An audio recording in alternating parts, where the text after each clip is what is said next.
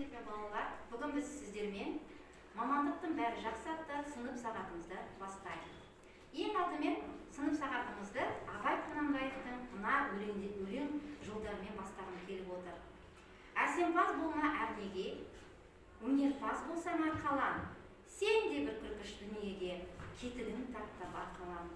Әр адам ерте ме, кеш пе, өз өмірінде қандай мамандық иесі боламын деп сұрақ қояды.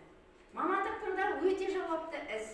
Өйткені таңдаған мамандығың ертеңгі сенің өмірің, болашағың, қоғамның болашағы, еліміздің ертеңі. Ендеше балалар, мынандай сұраққа маған жауап беріңіздерші. Қандай мамандықты, қазірден бастап қандай мамандықты сіздер таңдап отырсыздар? Ал, Асылхан? Құрылысшы. Құрылысшы. Дәрігер. Дәрігер, жақсы қашай. Суретші. Шаштараз, жақсы. Ашкер, өте жақсы. Дәрігер, жақсы. Абзал? Мұғалім. Мұғалім, өте жақсы. Ал, Лейла? Дүкенші. Дүкенші, өте жақсы. Әлінur? Әнші. Әнші, жақсы. Жансезім? Аспазшы. Нұрасыл айта ғой. Так, Сәния айта ғой. Айта бер, Сәния айта ғой. Қандай мамандық иесі болғың келеді? Мұғалім, я? Мұғалім ұнайды саған. Жақсы. Жасылтан?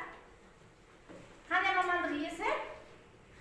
Қандай мұғалім ұнайды? Өте жақсы.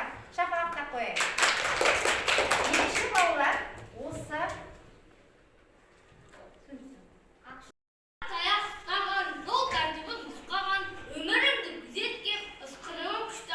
Мен дәрігер боламын, үлкен де боламын, қиналғанды қосамын, бірінші болып боламын. Мен суретші боламын, бәріне саламын, марапатқа ие болып бірінші орын аламын. Ал мен ақын боламын, өлеңдерді жазамын, ақындыққа ие болса, бірінен өзіп шығамын. Сан үлгісін қиямын, шаштаразбен боламын, жүрексіз шаш қиямын. Жолының көп азабы, сонда дағы тынбайды, жаңалықты жазады, көпшілікті тыңдайды. Мен инженер боламын, жерден алтын табамын, жолын қуған әрігірі академик ағаның. Қолда темір қалағым, кірпіштен сарай қаладым, астанадай қалады өз қолынан саламын. Тәртіп заңды сақтайды, ел сені бақтайды.